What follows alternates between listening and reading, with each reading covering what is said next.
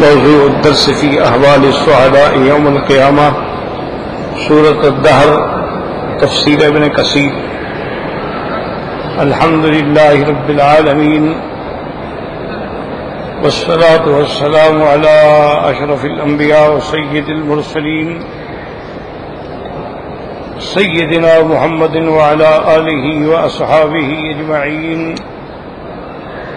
اللهم صل على سيدنا محمد وعلى آل سيدنا محمد كما صليت على إبراهيم وعلى آل إبراهيم في العالمين إنك حميد مجيد. أعوذ بالله من الشيطان الرجيم. بسم الله الرحمن الرحيم. متكئين فيها على الأرائك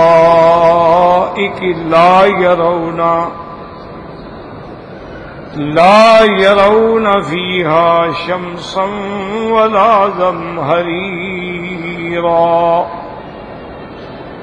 ودانية عليهم ظلالها وذللت قطوفها تذليلا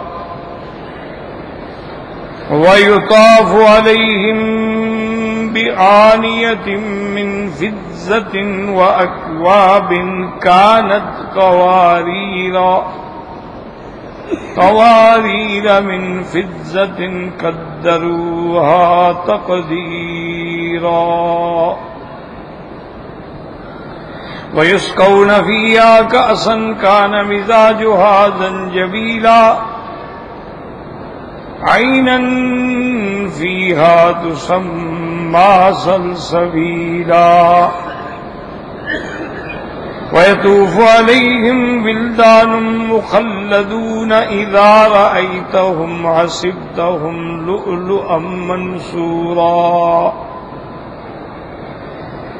وإذا رأيت ثم رأيت نعيما وملكا كبيرا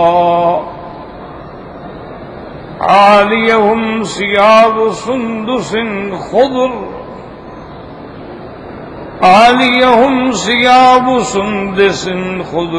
واستبرق وحلوا أساور من فضة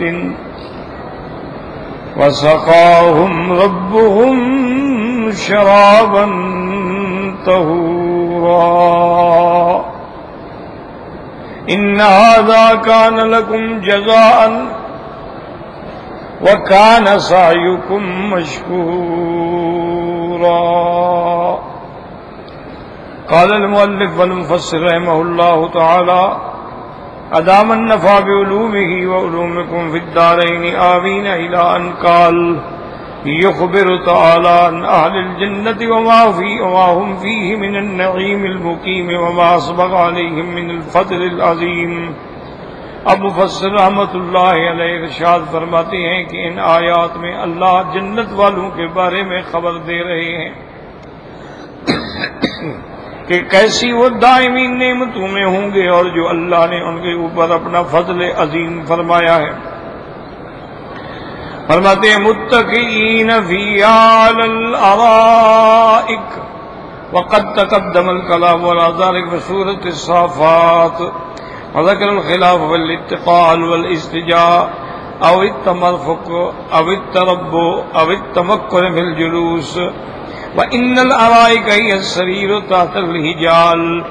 اب مفسر رحمۃ اللہ علیہ فرماتے ہیں کہ متکئین علی الارائک پر میں مفصل طور پہ بحث کر چکا ہوں سورۃ الصافات کے اندر کہ اتکا سے کیا معنی ہے، لیٹنا ہے، یا اتکا سے معنی یہ ہے کہ کسی چیز کا ٹیک لگا کے بیٹھنا ہے، یا تربع مربع کی شکل میں بیٹھنا ہے، یا معنی یہ ہوتا ہے کہ تمکن فی الجلوس کے بہت اچھی طرح شان و شوکت سے بیٹھنا. تو یہ سارے اقوال میں نے وہاں ذکر کر دیے ہیں. بہرحال یعنی معروف معنی یہی ہے، اتکا کا معنی ٹیک لگانا. اسی لیے اس کو کہتے ہیں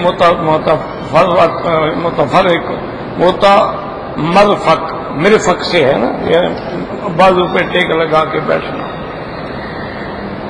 اور سریر سے مراد یہ ہے کہ ان کا وہ جو تخت ہوگا وہ اس بنی ہوئی ان کے لیے جو کپڑے کا سنہری جال ہوتا ہے جو دولہا کے لیے تیار کیا جاتا ہے اس کے اندر وہ بچھا ہوا ہوگا. لا يرون فيها شمسا ولا زمهريرا اي ليس عندهم حر مزعج ولا برد مؤلم بل هي مزاج واحد دائم سرمدي لا يبغون عنها حولا. اب مفسر فرماتے ہیں کہ وہاں یہ نہیں ہوگا کہ بڑی سخت گرمی ہو پریشان کرنے والی یا ولا برد مؤلم یا ایسی سردی جو تکلیف پہنچانے والی، بلکہ وہ نرم اور معتدل طریقے کا موسم ہوگا اور وہ دائم ہوگا، ہمیشہ اسی طرح رہے گا اور وہ اتنا پیارا موسم ہوگا کہ اس سے لا یبغون عنہا ولا اہل جنت وہاں سے منتقل ہونے کی نیت بھی نہیں چاہے کریں گے. ودانیۃ علیہم ظلالھا ای قریبۃ الیہم اغصانھا کہ درختوں کی ٹہنیاں جو ہیں وہ مومنوں کے بالکل گویا کے قریب ہوں گی. وذللت قطوفھا تذلیلا ای متى تاتاه دنا الكتف الیہ وتدلى من اعلی غصنہ کأنہ سامع طائع. یعنی جب مومن چاہے گا کہ میں اس پھل میں سے کچھ لینا چاہوں تو وہ اس کے بالکل قریب ہو جائیں گے اور اس کے اوپر لٹک کے آ جائیں گے. یعنی ان کی شاخیں جو ہیں وہ جھک جائیں گی، ایسے معلوم ہوگا کہ جیسے وہ سننے والی ہیں ان کی بات اور فرما برداری کرنے والی ہیں کہ جب مومن حکم دیں گے وہ اشارہ کریں گے وہ جھک جائیں گے. او کما قال اللہ تبارک و تعالی فی الآیۃ الاخری وجعل الجنتین دان وقال جل وعلا قطوفها دانیۃ قال مجاہد وذللت قطوفها تذلیلا ان قام ارتفع ماء بقدر وان قعد تذللت له حتى ينالها وان استجاء تذللت له حتى ينالها فذلك قوله تعالی تذلیلا. اب مفسر رحمۃ اللہ علیہ فرماتے ہیں کہ وہ ایسے اللہ ان کے تابع کر دیں گے ان پھلوں کو کہ اگر مسلمان مومن کھڑا ہوگا تو وہ تھوڑے اونچے ہو جائے گا، اگر بیٹھ جائے گا تو نیچے ہو جائے گا، لیٹ جائے گا تو اور نیچے ہو جائے گا. اور اس کے بعد فرماتے ہوئے قال مجاہد ارض الجنت من ورق وترابها المسك وأصول شجرها من ذهب وفضة وأفنانها من اللؤلؤ الرطب والزبرجد والياقوت والورق والثمر بين ذلك ومن أكل منها قائما لم تؤذه ومن أكل منها قائدا لم تؤذه ومن أكل منها مضطجعا لم تؤذه. اب مفسر رحمۃ اللہ علیہ فرماتے ہیں کہ حضرت مجاہد رحمۃ اللہ علیہ کا قول ہے کہ جنت کی زمین جو ہے من ورقن چاندی کی بنی ہوئی ہوگی، وہ زمین ہی چاندی سے ہوگی. ترابها المسک اور اس کی مٹی جو ہے ایسے ہوگی جیسے کستوری. اور درخت جو ہیں ان کے جڑیں جو ہیں ان کے تنے جو ہیں وہ سونے چاندی کے معلوم ہوں گے. وافنانها اور اس کے شاخیں جو ہیں گویا وہ موتی تازہ موتیوں سے بنی ہوئی، زبرجد سے بنی ہوئی، یاقوت سے بنی ہوئی، والورق اور چاندی سے بنے ہوئے یعنی ایسے نظر آئیں گے. مانا یہ ہے یا اللہ اسی سے بھی بنا دے تو وہ قادر ہیں. اور اس کے بعد پھل بھی ان پہ لگے ہوں گے. فمن اکل منها قائما لم تؤذه اگر کھڑے ہو کے مومن کھانا چاہے گا تو تکلیف نہیں ہوگی، بیٹھ کے کھانا چاہے تو تکلیف نہیں ہوگی، لیٹ کے کھانا چاہے تو تکلیف، وہ جتنا چاہے گا اتنا قریب آئے. اور بعض علماء متاخرین فرماتے ہیں یاد رکھو کہ وہاں جو درخت ہیں نا وہ بھی سونے چاندی کے ہوں گے حقیقتاً. اب دیکھا ہوگا آپ نے یہاں دنیا میں بھی بڑے بڑے لوگ جو ہیں نا جی اپنے گھروں میں شو پیس کے طور پہ وہ سونے کے چاندی کے چھوٹے چھوٹے درخت بنا کے رکھتے ہیں، ٹہنیاں ہیں اس پہ پتے بنے ہوئے ہیں، ہر چیز بنی ہوئی. تو یہ تو لیکن وہاں حقیقتاً سونے چاندی کے ہوں گے، لیکن ان کو تو پھل نہیں لگتا نا، ان کو پھل بھی لگے. کمال قدرتی ہے کہ ہیں وہ سونے چاندی کے، لیکن سونے چاندی کو تو پھل نہیں لگتا، لیکن ان کو پھل بھی لگا ہوا ہو. وما ذلک علی اللہ بعزیز، اللہ کے آگے کوئی چیز نہیں. اگر اللہ ان درختوں پہ پھل لگا سکتے ہیں تو سونے چاندی کے درختوں پر بھی پھل لگا سکتے ہیں. جیسے کہ علماء متاخرین نے لکھا ہے کہ اگر کبھی آدمی غور کرے، تدبر کرے، تو سب سے گویا لم یکن شیئا مذکورا جو ہے، جو ناقابل ذکر، جس کا کبھی ذکر بھی نہیں تھا، وہ انسان ہے. کیا مطلب؟ اب دیکھیں نا جی کہ زمین میں آپ گندم ڈالیں گے وہ گندم اگائے گی، جو ڈالیں گے جو اگ جائیں گے، کھجور کی گٹھلی ڈالیں گے کھجور نکل آئے گی، سبزہ لگائیں گے سبزہ نکل آئے گا، کھانے کے لیے فروٹ لگائیں گے فروٹ کے پھل تیار ہو جائیں گے. یعنی جو آپ زمین میں دیتے ہیں وہ زمین آپ کو لوٹا دیتی ہے. بات کو سمجھیں کہ جو کچھ ہم نے زمین میں دفن کیا زمین میں ہمیں لوٹا دیا. ایک انسان ایسا بیکار ہے نا، اس کو دبا دو یہ ابھرتا ہے.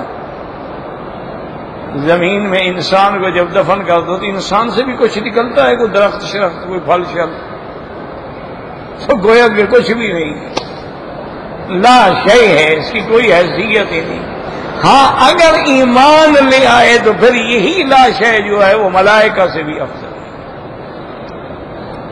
اور اگر کافر رہے تو یہ جتنی اکڑ دھکڑ ہو، اس کے بعد جب مر گیا مٹی میں ڈال دیا، اس کے بعد کیا ہے بھائی. اور یعنی ہر چیز جو ہے وہ جب زمین میں ڈالی جائے زمین اس کو نکالتی ہے اگاتی ہے. ایک انسان تو نہیں اگتا نا، اس کو تو صرف قیامت میں اللہ تبارک و تعالیٰ اٹھائیں گے.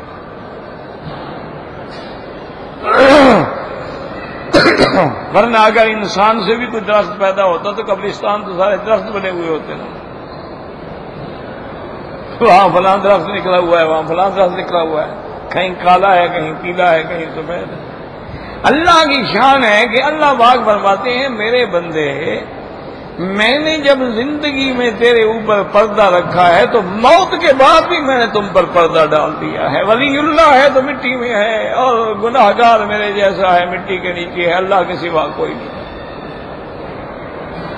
منہا خلقناکم وفیہا نعیدکم، اسی مٹی سے ہم نے تمہیں بنایا، اسی میں لوٹا دیا. ومنہا نخرجکم تارۃ اخری. اس لیے بعض مفسرین فرماتے ہیں کہ وہاں حقیقتاً سونے چاندی کے درخت ہوں گے، اور اس کے ماں بین ذالک، جیسے مفسر نے فرمایا کہ والصبر بین ذالک، اور پھل بھی اس کے درمیان میں لگا ہوا ہوگا. کمال تو یہ ہے. اور پھر وہ یہ ہے کہ بھئی دیکھو نا جی، عام ٹہنی تو جلدی جھکتی ہے نا، اگر سونے چاندی کی بنی ہوئی ہو تو وہ تو جلدی نہیں جھکے گی نا جب تک پکڑ کے نہ جھکا ہو، لیکن وہ مومن کے تابع ہوگی، اشارہ کرے گا نیچے ہو جائے گا. وقوله جلت عظمته ويطاف عليهم بآنية من فضة وأكواب أي يطوف عليهم الخدم بأواني الطعام. ان کے جو خادم ہوں گے جنت میں وہ کھانے کے برتن لے کے بھرے ہوئے، اور وہ بھی چاندی کے بنے ہوئے، اور پینے کے لیے سرائیاں لے کے پھر رہے ہوں گے. وہی الکیزان والتی لا ارا لها ولا خراتیما، جن کے آگے بھی وہ ٹوٹی نہیں لگی ہوگی، پکڑنے کا بھی نہیں، ایسے خوبصورت سرائیاں ہوں گی. ان کے اندر ان کے لیے وہ پانی لائیں گے. قواریر قواریر من فضة، فالاول منصوب بخبر کان اے کانت قواریرا. قواریرا جو ہے منصوب ہے، اس کو نصب دینے والی چیز کیا ہے؟ فرماتی ہیں کہ وہاں معذوف ہے کانت قواریرا. والثانی منصوب نمال البدلیت او التمیز، اور دوسرا قواریرا جو ہے وہ منصوب ہے یا تو بے اعتبار بدل کے یا بے اعتبار تمیز کے. لأنہ بینہ بقولہ جل وعلا، کہ اللہ پاک نے پھر اس کا بیان فرمایا قواریر من فضة. قال ابن عباس مجاہد النسی وغیر واحد، حضرت ابن عباس اور حضرت مجاہد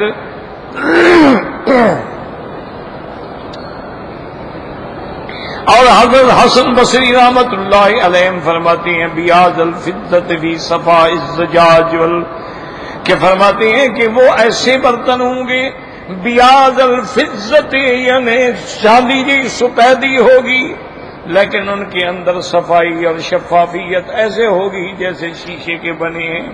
والقواریر لا تکون الا من زجاج دنیا کے اندر قواریر نہیں ہوتے مگر شیشے سے. یہ اللہ کی قدرت کا کمال ہے کہ وہاں چاندی سے بنائے جائیں گے. فہذه الكواكب اکواب من فضة یہ چاندی سے ہوں گے. وہی ما هذا شفافۃ یرا ما فی باطنها من ظاہرها یعنی ہیں تو چاندی کے بنے ہوئے لیکن اتنی شفاف ہیں کہ جو کچھ اندر ہے وہ بھی باہر سے نظر آ رہا ہے یعنی شیشے سے نظر آتا ہے.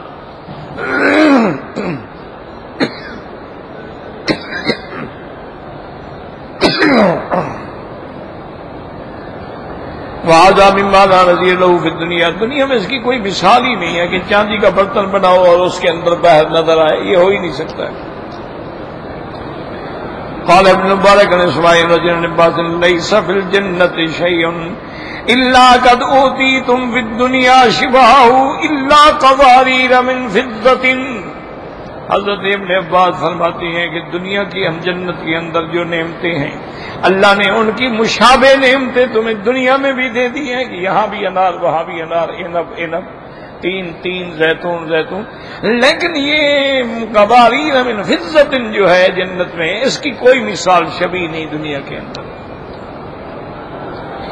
رواہ ابن ابی حاتم وقوله تعالی قدروها تقدیرا اي لا قدرهم لا تزيد ولا تنقص بل هي معدة لذلك مقدرة بحسب ري صاحبها.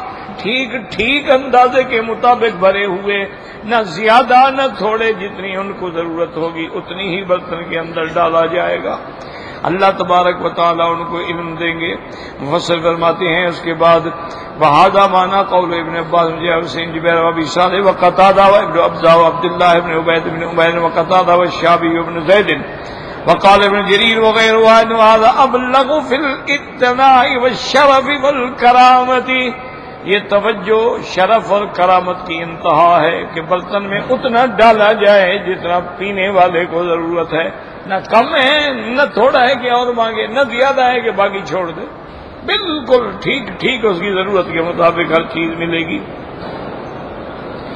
وقالوا في بعض قدروها تقديرا قدرت الكف وهذا قول الربيع قدر كف الخادم وهذا لا ينافي الاول منها مقدرة في القدر والرأي. اور بعض علماء فرماتے ہیں قدروها تقديرا وہ خادم جو ہیں یعنی ان کے ہاتھ جو ہیں وہ ٹھیک اندازے پہ بنائے ہوئے ہیں.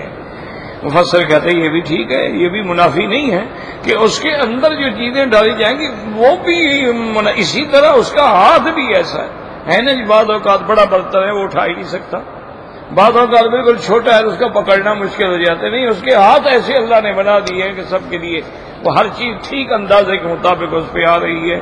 مفسر فرماتے ہیں یعنی اس کے اندر جو چیز ہے وہ بھی ٹھیک اندازے پہ ہے اور خدام جو ہیں ان کے ہاتھ بھی اللہ نے اندازے کے بنائے ہیں. وقوله تعالی ويسقون فيها كأسا كان مزاجها زنجبيلا اي ويسقون فيها كأسا خمرا كان مزاجها زنجبيلا یعنی ان کو ایسے جام شراب دیں گے جن کی ملونی ہوگی سونڈ سے ادرک سے. یعنی کاسن اے خمرن کاسن سے مراد ہے وہ شراب کے بھرے ہوئے جام. کان مزاجها زنجبیلا فتارة يمزج لهم الشراب بالكافور وهو بارد وتارة بالزنجبیل وهو حار ليعتدل الامر. فصل فرماتے ہیں کبھی کبھی تو ان کو ایسے شربت پیش کی جائے گی جس میں کافور ہوگا تاکہ ٹھنڈک والی اور کبھی کبھی ان کو ایسی چیز پیش کی جائے گی زنجبیل والی کہ جو گرم ہے. کافور کی صفت جو ہے وہ بارد ہے زنجبیل کی صفت جو ہے وہ گرم ہے تاکہ ان کے معدے کے اندر ہر چیز جو ہے وہ اعتدال سے رہے. منہا وہاؤلاء يمزون من هذا تارة ومن هذا تارة یعنی ان کو کبھی اس سے ملونی ڈالی جائے گی کبھی اس سے ملونی ڈالی جائے گی. وَأَمَّا الْمُقَرَّبُونَ فَإِنَّهُمْ یشربون من کل منہما صرفا، اور جو مقربین ہیں ان کو ملونی نہیں بلکہ وہ تو خالص شراب پیے. ان کو تو تھوڑا سا ملا دیا جائے گا نا، ان کے لیے خالص ہوگا.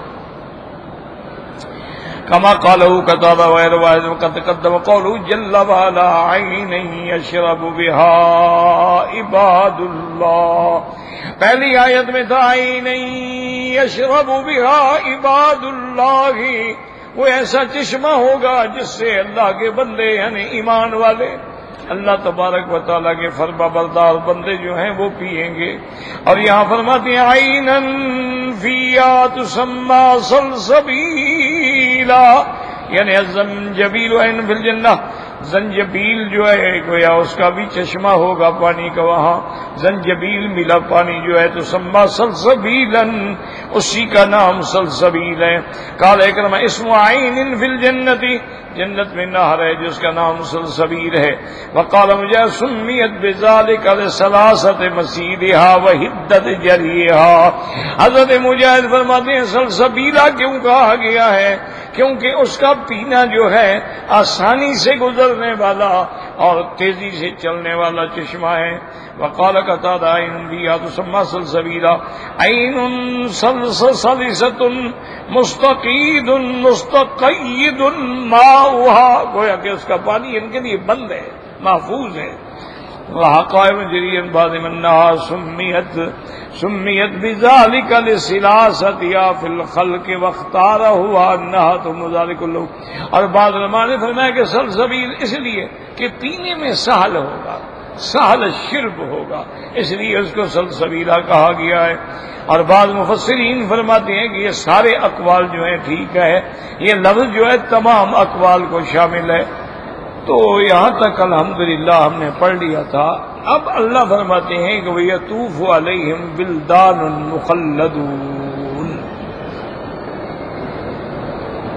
اب مفسر رحمت اللہ علیہ فرماتے ہیں، یاد رکھو کہ یہاں کے اللہ فرماتے ہیں کہ ان پر ان کی خدمت کے لیے دوڑنے بھاگنے والے لڑکے ہوں گے، اور مخلدون وہ ہمیشہ لڑکے ہی رہیں، اور وہ اتنے خوبصورت ہوں گے، اتنا حسن ہوگا، اتنا جمال ہوگا کہ اذا رأیتہم حسبتہم لؤلؤا منثورا، کہ جب تیری نظر بڑے ایسے معلوم ہوگا جیسے کوئی موتی بکھیر دے نا زمین پہ، موتی بکھرے ہوئے ایسے وہ موتی لگ رہے ہیں.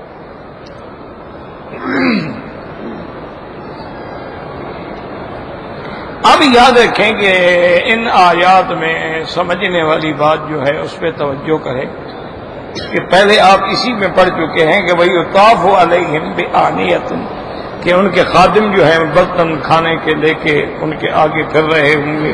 جیسے دیکھا ہے یہاں بڑے بڑے ہوٹلوں میں جب آپ بیٹھتے ہیں تو ان کے بیرے جو ہیں ہر وقت ہر چیز لے کے سرو کر رہے ہوتے ہیں، جس کا دل چاہے اٹھا لے. کوئی چائے لے کے پھر رہا ہے، کوئی جوس لے کے پھر رہا ہے، کوئی یہ ڈرائی فروٹ لے کے پھر رہا ہے، کوئی کھجور لے کے پھر رہا ہے، کوئی قہوہ لے کے پھر رہا ہے، کوئی چائے سبز لے کے پھر رہا ہے، کوئی چائے لال لے کے پھر رہا ہے. تو یہ ایک دنیا میں بھی جو اس کی ایک لوگ بڑے لوگ مثالیں بناتے ہیں، تو وہاں تو حقیقت یعنی یطاف علیہم بآنیۃ، وہ خادم الگ ہوں گے، یہ ولدان الگ ہوں گے. بات سمجھ، یعنی وہ یطاف علیہم بآنیۃ وہ خادم ہوں، اور یہاں خاص طور پہ کہا گیا یطوف علیہم ولدان، لڑکے ہوں. اس کی وجہ یاد رکھو، ایک بات کو سمجھو کہ جب بھی آدمی اللہ کی رحمت سے جنت میں داخل ہوں گے تو گویا کہ وہ سلاسن و سلاسین سنتن 33 سال کا جیسے شباب والا آدمی ہوتا ہے نا، اس طرح داخل. یعنی اگر کوئی بوڑھا ہو کے مر گیا وہ بھی جوان ہو گیا، کوئی بچہ تھا وہ بھی جوان ہو جائے. اسی لیے ایک صحیح حدیث مبارک میں ہے، سیدہ عائشہ رضی اللہ تعالی عنہا فرماتی ہیں کہ حضور صلی اللہ علیہ وسلم رحمت دو جہاں میرے گھر میں تشریف لائے. وہاں میرے پاس ایک بوڑھی عورت آئی بیٹھی تھی. ہم باتیں کر رہے تھے، حضور نے سلام فرمایا. یاد رکھو یہ سنت ہے، آدمی گھر میں داخل ہو تو کہے السلام علیکم. یعنی لوگوں کو کہتے ہیں، یہ بیوی کو کبھی نہیں کہیں، یعنی وہ بھی دعا سے محروم ہو جائے، اور بیوی آئے گی وہ بھی کبھی نہیں کہے گی خامد کو السلام علیکم. ہاں البتہ آج کل جو ماڈرن لوگ ہیں وہ ہائے کہہ دیں گے.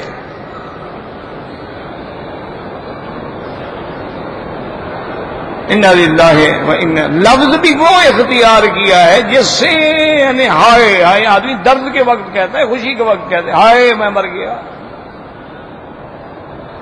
یہ غم کا لفظ ہے یا خوشی کا لفظ ہے؟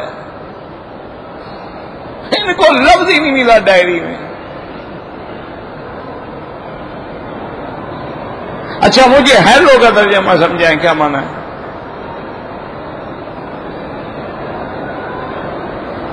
یہ تو اسلام ہے نا جناب. تحیتہم یوم یلقونہ سلام، تحیت المؤمن السلام. دنیا میں بھی سلام، زندگی میں بھی سلام، مرنے کے بعد بھی السلام علیکم یا دار قوم مؤمنین انا انشاء اللہ بکم لاحقون انتم السابقون ونحن الاسد. اور جب جنت میں مسلمان ایک دوسرے کو ملیں گے تو وہاں بھی السلام علیکم. اللہ کے فرشتے آئیں گے تو وہاں وہ بھی کہیں گے السلام، والملائکۃ یدخلون علیہم من کل باب سلام علیکم بما صبرتم. اور اللہ بھی اپنے بندوں پہ سلام فرمائیں گے، سلاما قولا من رب الرحیم.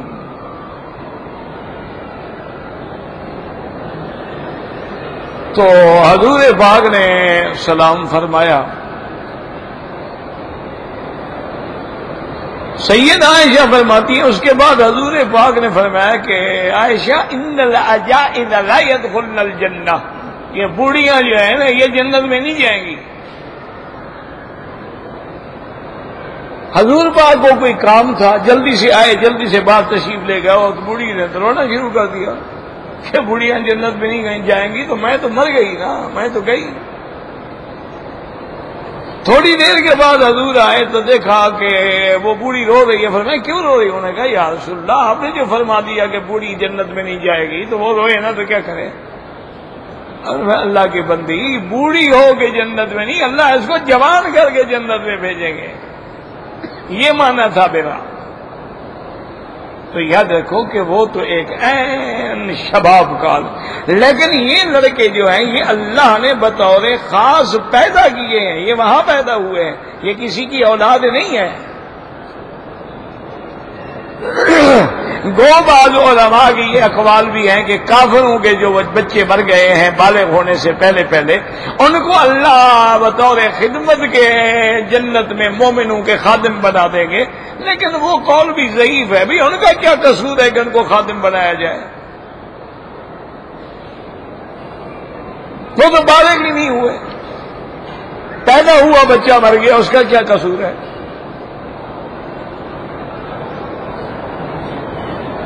لیکن اصل جو صحیح قول ہے یاد رکھو یہی ہے کہ وہاں جو اللہ نے حوریں رکھی ہیں وہ بھی کسی ماں کے پیٹ سے نہیں نکلی،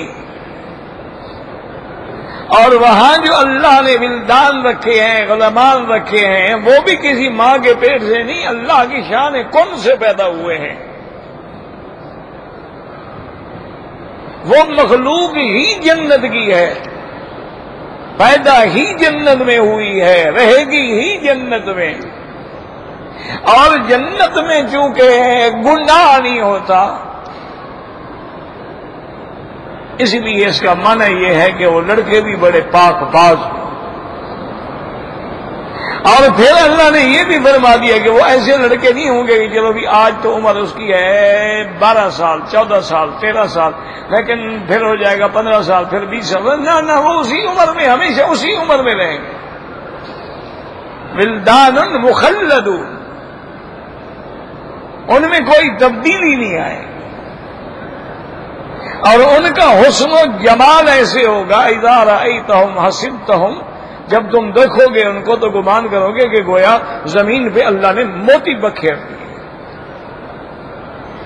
تو یہ اللہ نے اہل جنت، اچھا اسی لیے کافروں نے یہاں سارے وہ انتظام جو ہے نا یہاں کرنے شروع کر دیے ہیں. خوبصورت عورتیں بھی گھر میں رکھ لیتے ہیں کہ جی حوریں ہو گئی ہماری، لڑکے بھی رکھ لیتے ہیں جی وہ جو ہمیں جنت میں ان کو مسلمانوں کو ملیں گے ہم یہاں رکھ لیتے ہیں. جنت کس نے دیکھی ہے؟ پتہ نہیں وہاں کیا ہوگا. وہ سارا انتظام یہاں کر رہے ہیں. ریشم اللہ نے فرمایا ہم جنت میں دیں گے مومن کو، انہوں نے یہاں پہننا شروع کر دیا. سونا اللہ نے فرمایا مردوں کو اور برتن سونے چاندی، انہوں نے یہاں سونے چاندی کے برتن استعمال کرنے شروع کر دیے. انہوں نے فرمایا جنت میں سونے چاندی کے درخت ہوں گے، انہوں نے یہی ماڈل بنا کے رکھ دیے. اللہ کے قرآن سے سیکھ کر اللہ کا مقابلہ کر رہے ہیں. لیکن ان جاہلوں کو یہ سمجھ نہیں آتا جو کچھ تم بنا رہے ہو یہ تو فانی ہے. کتنی خوبصورت سے خوبصورت لڑکی گھر میں رکھ لو، آخر اس نے بول و براز تو ہے نا، اس کے لیے حید نفاس تو ہے نا. جس کے چہرے پہ آنکھ نہ ٹھہرتی ہو، جب اس کو حید ہو، بدبو ہو، نفاس میں خون میں لتھڑی ہوئی پڑی ہو، وہ تو جنت کی حوریں ہیں، وہ ان سب تکالیف سے پاک ہیں. اچھا اور اس کے بعد دیکھیں بعض علماء نے لکھا ہے کہ دنیا میں مثلا بڑی سے بڑی خوبصورت لڑکی لوگ بڑے پیسے خرچ کر کے، لاکھوں خرچ کر کے کنواری لڑکیاں ڈھونڈتے ہیں تاکہ بھئی وہ پہلے اس کو کسی مرد نے نہ چھوا ہو، اور پردہ بکارت جو ہے وہ ہم اس کا توڑیں گے اور یہ ہوگا اور وہ ہوگا وہاں ہوگا. وہ اللہ نے وہ حوریں ایسی بنائی ہیں جب بھی مومن ملیں گے دوسری رات پھر کنواریاں ہوں، یعنی ان کی کوئی صفت ختم نہیں ہوگی، کنوارپن بھی ختم نہیں ہوگا. تو یہ اللہ کا ایک نظام ہے. اب اگر دنیا میں کوئی اللہ کا مقابلہ کرنا چاہتا ہے فرعون کی طرح، اللہ کا مقابلہ کرنا چاہتا ہے قارون کی طرح، تو ان کا انجام بھی اللہ نے ہمیں قرآن میں بتلا دیا کہ دیکھو ہم نے پھر فرعون کے ساتھ کیا کیا. ان فی ذلک لعبرۃ لمن یخشی، یہ ان لوگوں کے لیے عبرت ہے لیکن جو ڈرنے والے ہیں. آپ دیکھو کہ ہم نے قارون کے ساتھ کیا کیا، جو دولت پہ اتراتا تھا. فخسفنا بہ وبدارہ الارض، ہم نے اس کو بھی اس کے محلوں کو بھی زمین میں دسا دیا. تو اللہ کی قدرت کا یا اللہ کے انعامات کا کون مقابلہ. وَيَطُوفُ عَلَيْهِمْ وِلْدَانٌ مُخَلَّدُونَ إِذَا رَأَيْتَهُمْ حَسِبْتَهُمْ لُؤْلُؤًا منصورا وَإِذَا رَأَيْتَ ثَمَّ رَأَيْتَ نَعِيمًا وَمُلْكًا كَبِيرًا. اللہ نے فرمایا اِذَا رَأَيْتَ، جب دیکھے تو محمد مصطفیٰ، یعنی یا محمد خطاب آپ کو، ثم وہاں جنت میں، اور اس کی وسعت، اس کی بلندی، اس کی نعمتیں، رأیت نعیما وملکن کبیرا، آپ دیکھیں گے کہ وہ کتنا بڑا ملک ہے اور اس کا کتنا بڑا بادشاہ ہے جس نے یہ چیز پیدا فرمائی ہے. فرمایا اس لیے اور اتنا بڑی جنت اور اتنی وسعت والا ملک ہے اس کا کوئی تصور بھی نہیں کر سکتا. اور علماء فرماتے ہیں کہ اللہ تبارک و تعالی نے وہاں جو مومنوں کے لیے نعمتیں بنائی ہیں، اسی لیے فرماتی ہیں کہ جب یہ آیت آپ پڑھ رہے تھے ایک حبشی بیٹھا تھا اور اس نے سن رہا ہے اللہ تبارک و تعالیٰ کا قرآن، اور جب اس نے قرآن سنا تو پوچھا کہ یا رسول اللہ، اللہ فرماتے ہیں اذا رأیت ثم رأیت، جب میرے مدنی آپ دیکھیں گے، آپ تو دیکھیں گے لیکن کیا ہم بھی دیکھیں گے؟ فرمایا ہاں تم بھی دیکھو گے. تو خوشی سے سانس نکالا اور فوت ہو گیا. اذا رأیت ثم رأیت نعیما وملکا کبیرا عالیہم ثیاب سندس خضر واستبرق، ان کے لباس کا جو اپر ہوگا نا جی وہ بھی سندس کہتے ہیں باریک ریشم، استبرق کہتے ہیں موٹا ریشم.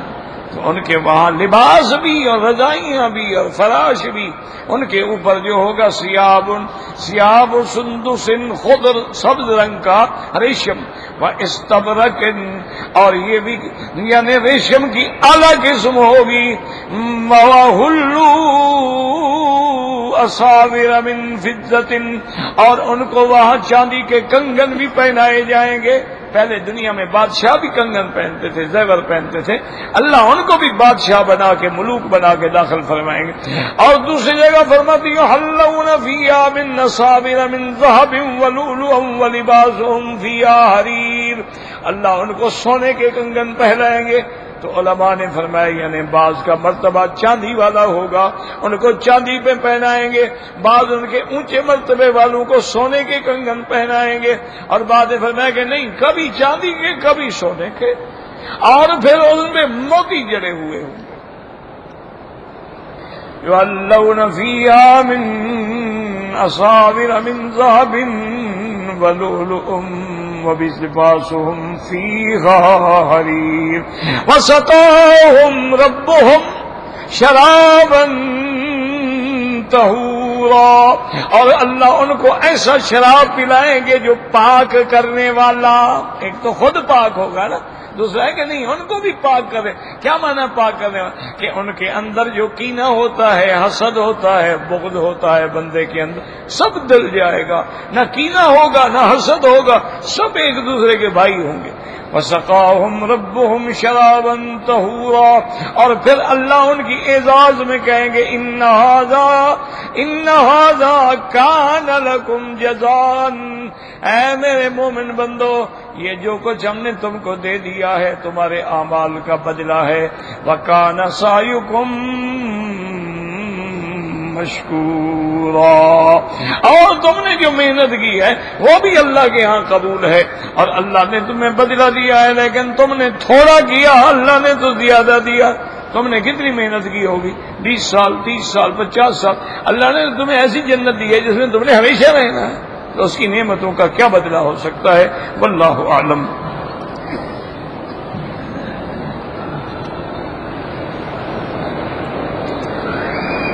کہتے جی کہ حجر اسود جو ہے,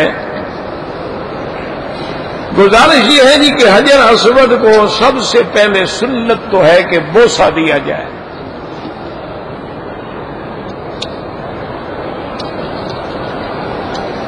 اور بڑے ادب کے ساتھ ہاتھ رکھ کے, یہ نہیں کہ چٹخ کرے اور آواز آئے بوسے کی, ادب کے ساتھ بوسے. رحمت دو جہاں نے تو یہ بھی کیا, بوسہ بھی دیا, اپنا دایاں گال مبارک بھی رکھا, پھر بایاں گال مبارک بھی رکھا, پھر پیشانی بھی رکھی, اور آنسو بہا رہے ہیں, اور پیچھے حضرت عمر کھڑے ہیں. دیکھا کہ حضور کی داڑھی مبارک بھیگ گئی ہے. آپ نے فرمایا کہ یا عمر ہاں ہونا تو اس کو بدو, یہی تو جگہ ہے جہاں آنسو بہائے جاتے ہیں. یہ سب سے پہلے سنت ہے بوسہ دینا. اگر رش ہے, ازدحام ہے, بندہ بوسہ نہیں دے سکتا, تو پھر یہ ہوتا ہے کہ چلو ہاتھ لگا کے ہاتھ کو بوسہ دے دو. اگر یہ بھی ناممکن ہے تو پھر اشارہ کرو. لیکن راجح قول یہی ہے مفسرین کے نزدیک کہ اگر ہاتھ لگ جائے تو بوسہ دینا سب کے نزدیک سنت ہے, اختلاف ہی نہیں ہے. لیکن اگر ہاتھ نہ لگے تو بعض علماء احناف فرماتی ہے پھر بھی بوسہ دے سکتا ہے, چونکہ یہ گویا بوسے کے قائم مقام ہے. یہ اشارہ جو ہے گویا بوسے کے قائم مقام ہے, اس لیے بوسہ دے سکتا ہے. لیکن اکثر علماء احناف بھی فرماتے ہیں کہ ہاتھ لگ جائے تو بوسہ دینا چاہیے, نہ لگے تو بس اشارہ کافی.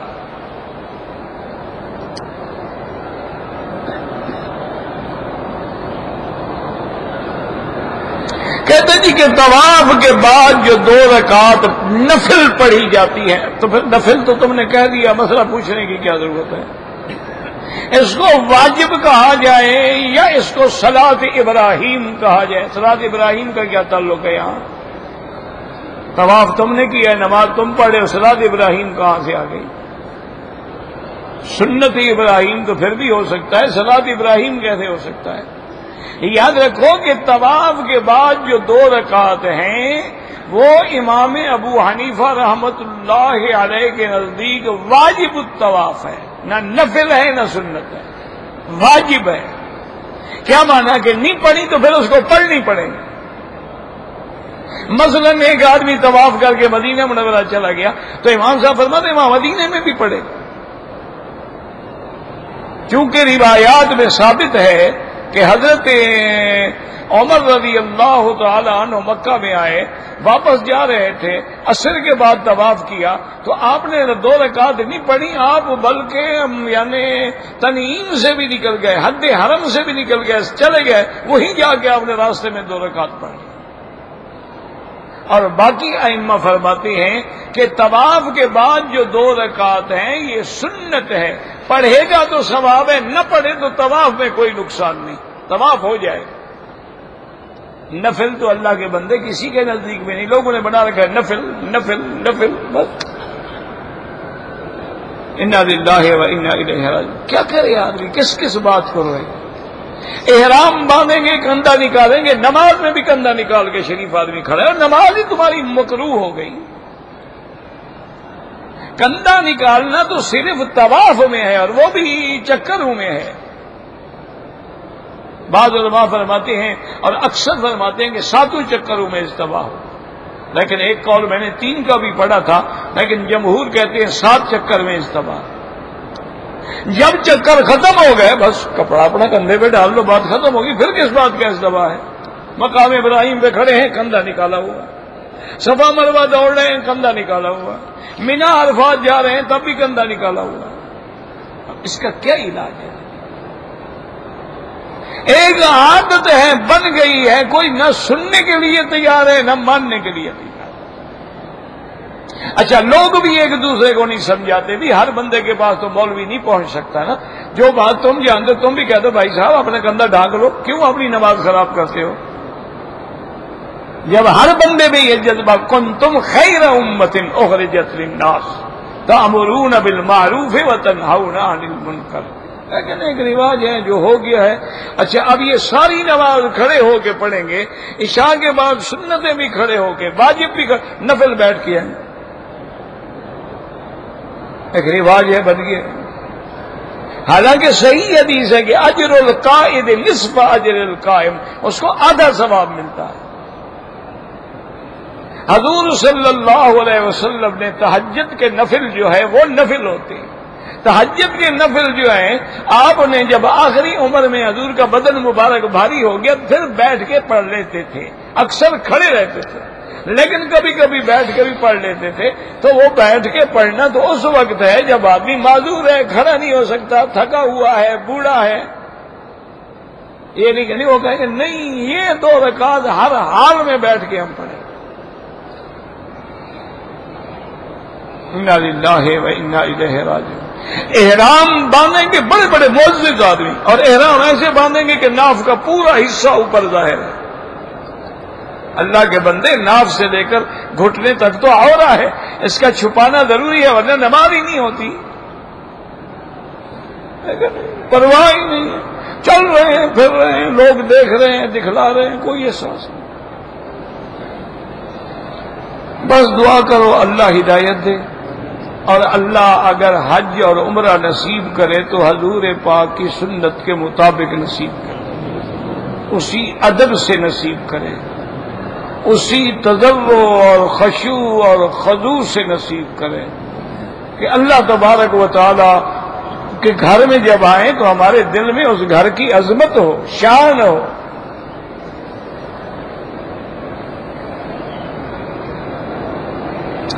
جمعہ کی نماز سے پہلے وہی 4 سنتیں جیسے ظہر سے پہلے ہوتی ہیں، جمعہ اور ظہر میں کوئی فرق نہیں، صرف اتنا فرق ہے کہ وہاں جمعہ میں 2 رکعت ہوتی ہیں، 2 رکعت کے قائم مقام خطبہ آ گیا، ظہر میں 4 رکعت فرض ہوتے ہیں، باقی تو سنتیں پہلے بھی 4 پڑھیں بعد میں بھی 4 پڑھیں۔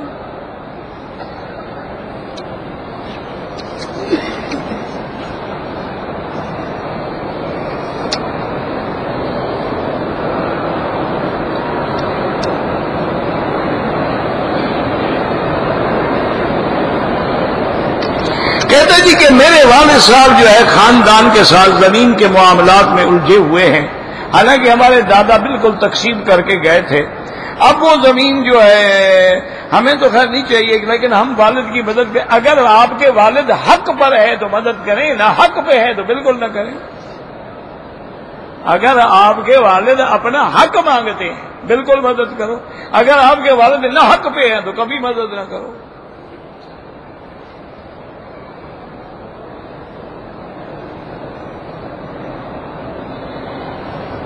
یہ تو قرآن کا مسئلہ ہے، تعاونوا علی البر والتقوی، نیکی اور تقوی کے کاموں میں ایک دوسرے کی مدد کرو، ولا تعاونوا علی الاثم والعدوان، گناہ اور ظلم کے معاملے میں مدد نہ کرو۔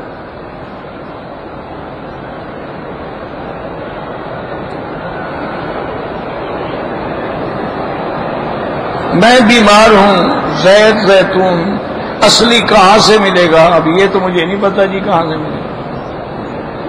میں انشاءاللہ دعا کرو دکان لگاؤں گا، اصلی ہوگا پھر آپ کو دیا کروں گا۔ اللہ کے بندے بازار میں جا کے پتہ کرو اس کا میرے ساتھ کیا تعلق ہے۔ میں تو جو ملتے ہیں ان کو اصلی نہیں سمجھتا، اصلی وہ ہے جو اپنے سامنے کولو میں کھڑے ہو کے نکلواؤ، وہ اصلی ہوتا ہے۔ اور یہاں مکے میں لگے ہوئے ہیں، یہاں کاکیہ میں شیشہ کی طرف باقاعدہ کولو آپ سامنے کھڑے ہو جائیں، اپنا زیتون نکلوا لیں۔ سم کے لیے کولو لگے ہوئے ہیں، اپنے تلوں کا تیل نکال کے سامنے نکال کے دے دیں گے، یہاں موجود ہے، وہ اصلی ہوتا ہے۔ یہ جو باہر سے آتے ہیں ہو سکتا ہے ٹھیک ہوں، اللہ عالم، میں نہیں جانتا۔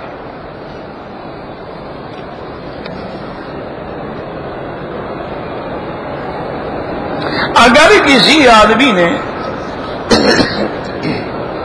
کسی لڑکی سے نعوذ باللہ زنا کیا، پھر وہ اس سے شادی کر لے تو وہ گناہ معاف ہو جائے گا، شادی کے ساتھ گناہ کیوں ہو تو توبہ کے ساتھ معاف ہوگا۔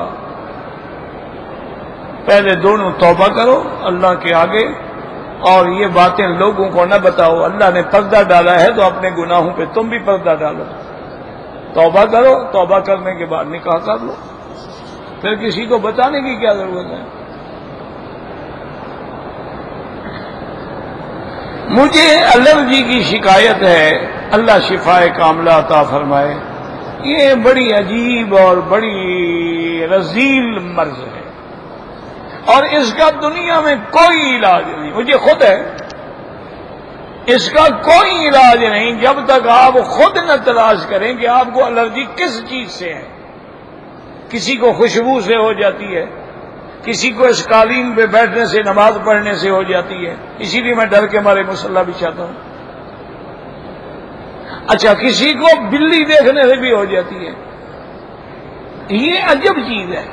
تو آپ خود جو ہے نا ایک ڈائری رکھ لیں اور اس پر روزانہ اپنی ڈائری لکھیں، صبح ناشتہ میں نے کس چیز سے کیا، کھانا کیا کھایا، چائے کیا پی، کون سی چائے پی، شام کو کیا کھایا کیا پیا، سونے تک لکھتے رہے۔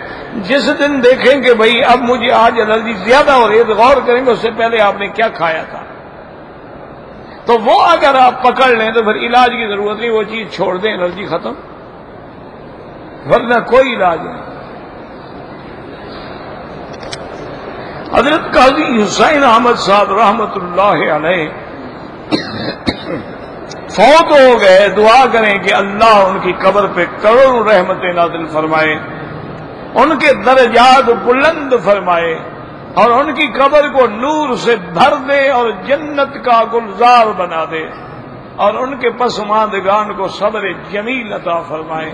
بڑے ماشاءاللہ معتدل اور بڑے با اخلاق، یعنی لوگوں کو ملانے والوں میں سے تھے، لوگوں کو توڑنے والوں میں سے تھے۔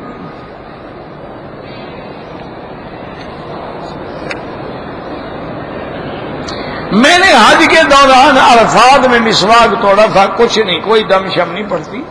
ایک تو وہ حد حرم سے باہر ہے، تو دوسرا یہ ہے کہ مسواک کی ٹہنی توڑی، کوئی بات نہیں ہے۔ زیادہ احتیاط کرو تو 1-2 ریال خیرات کر دو، اس کی قیمت خیرات ہو جائے گی۔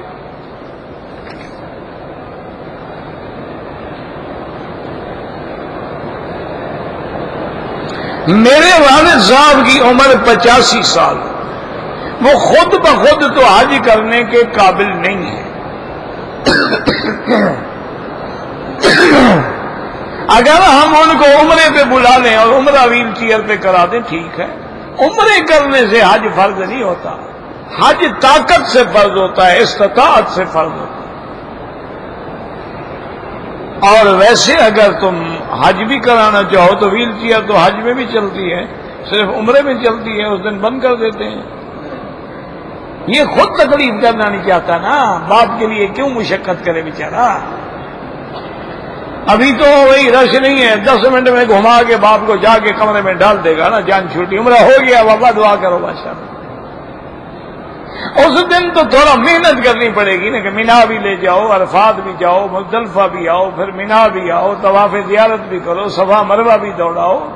تو میرا بھائی کوئی مشکل نہیں ہے۔ آج کل ہر جگہ آپ گاڑیوں سے جائیں گے اور ویل چیئر اپنے ساتھ رکھ لیں، جہاں ہم گاڑی سے اترے خیمے تک ویل چیئر پہ چلے گئے، باقی سب آپ گاڑیوں پہ آئیں گے۔ حرم شریف میں بھی ماشاء اللہ طواف کرانے کے لیے لوگ کھڑے ہیں، آپ نہیں کرا سکتے تو ان کو پیسے دے دیں، ان سے کروا لیں۔ بہرحال عمرے کرنے سے حج فرض نہیں ہوتا۔ اگر والدین فوت ہو گئے ہیں، اب ان کی بخشش کے لیے آپ صدقات کریں، خیرات کریں، ہسپتالیں بنائیں، جہاں پانی کا انتظام نہ ہو وہاں پانی کا انتظام کریں، اور اگر اتنا پیسہ نہیں ہے تو کوئی مسجد ہے اس کے اندر حمام خراب ہے، حمام بنوا دیں، وضو کی جگہ ٹھیک کروا دیں، مسجد کے اندر جو ہے چٹائیاں نہیں ہیں چٹائیاں ڈلوا دیں، کسی مدرسے میں جا کے ان کو 1 کمرہ 2 کمرے بنا کے دے دیں، تاکہ جب تک وہ چلتے رہیں گے تیرے والد کو ثواب ہوتا رہے گا۔ یہ 2-4 ریال تقسیم کر دی وہ تو ختم ہو گئے نا۔ ایسا کام کریں جو صدقہ جاریہ بن جائے، ہمیشہ کے لیے بن جائے، ہمیشہ کے لیے ثواب ہو۔ طلباء کو کتابیں لے کے دے دیں، بعض مسجدوں میں قرآن نہیں ہوتے، قرآن شریف لے کے رکھ دیں، بعض بچوں کے پاس قاعدے نہیں ہوتے، جتنا اللہ نے تمہیں توفیق دی ہے، 10 ریال کی ہے 10 ریال کرو، 100 ریال کی ہے 100 ریال کرو، کوئی مشکل مسئلہ تو نہیں ہے نا۔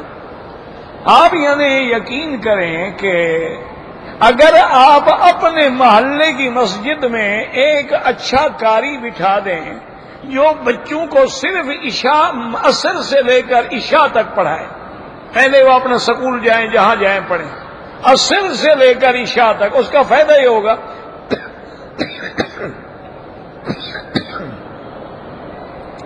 عصر کی نماز ان کی مسجد میں ہوگی، مغرب بھی ہوگی، عشاء بھی ہوگی، قرآن پڑھیں گے۔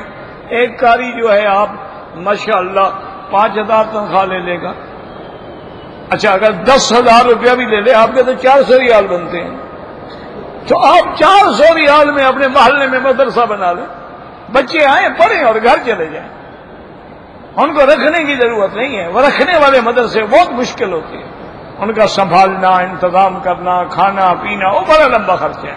تم غریب آدمی ہو، 2 ساتھی ہو، 200 ریال ملا لو، اپنے محلے کی کسی بھی مسجد میں جا کے ایک قاری اچھا ڈھونڈ کے بٹھا دو، اور محلے میں پھر کے لوگوں سے کہو بھی یہ قاری ہم نے رکھا ہے، تنخواہ ہم دیں گے، آپ اپنے بچوں کو بھیجیں، عصر سے لے کر عشاء تک صرف قرآن شریف پڑھیں، تو یہ ایک ایسا فائدہ ہوگا تمہیں، والد کو ثواب پہنچاؤ۔